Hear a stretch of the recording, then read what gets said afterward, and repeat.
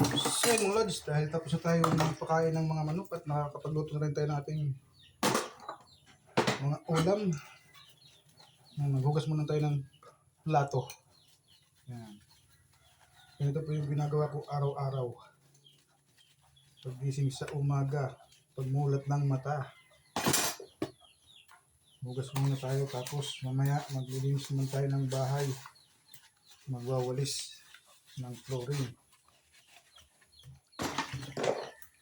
Dahil wala naman tayong maasahang iba, kaya ito. Maghugas, maglaba, magluto, maglinis ng bahay. Tapos pupunta ng sabungan, magagamot ng manok, magtatrabaho. Diretso sa bahay, uwi.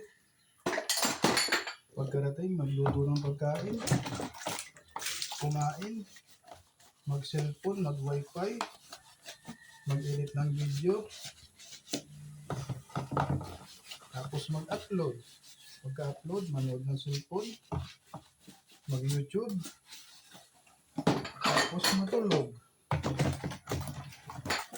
Pagising, maghilamos, maliligo, magluto ng almusal. Saan ka pa? Mga lods, hugas na plato. Mga lods, magbabayaw naman tayo.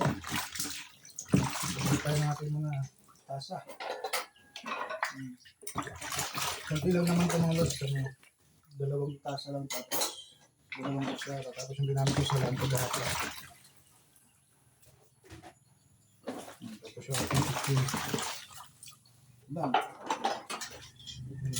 Ginamit ko kahapon ito.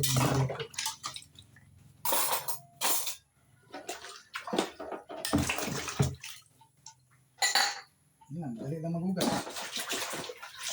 Tapos ito yung hugas. Tataliwag na lang.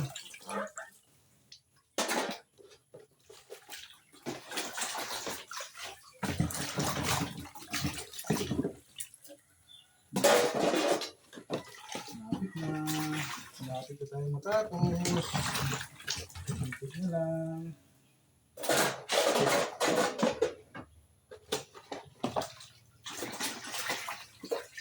Hugas-hugas ng plato pag may time. Masaya-masaya ako mga lods kasi monetize na tayo ni Facebook. Pwede na tayong kumita. Pwede na tayong sumweldo mga lods. Thank you. Masaya-masaya si Kuya Dot. Dahil tayo susweldo na. Ang kuha din sa remote mga lods. Sitaga. Okay mga lods. Tapos na tayo. Bibigyan ko ng ating lababo.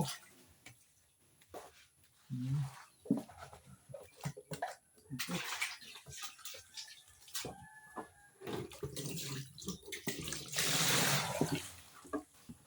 Okay mods, thank you for watching. Tapos na tayo maghugas ng plato. Tapos na tayo sa ating gawaing bahay.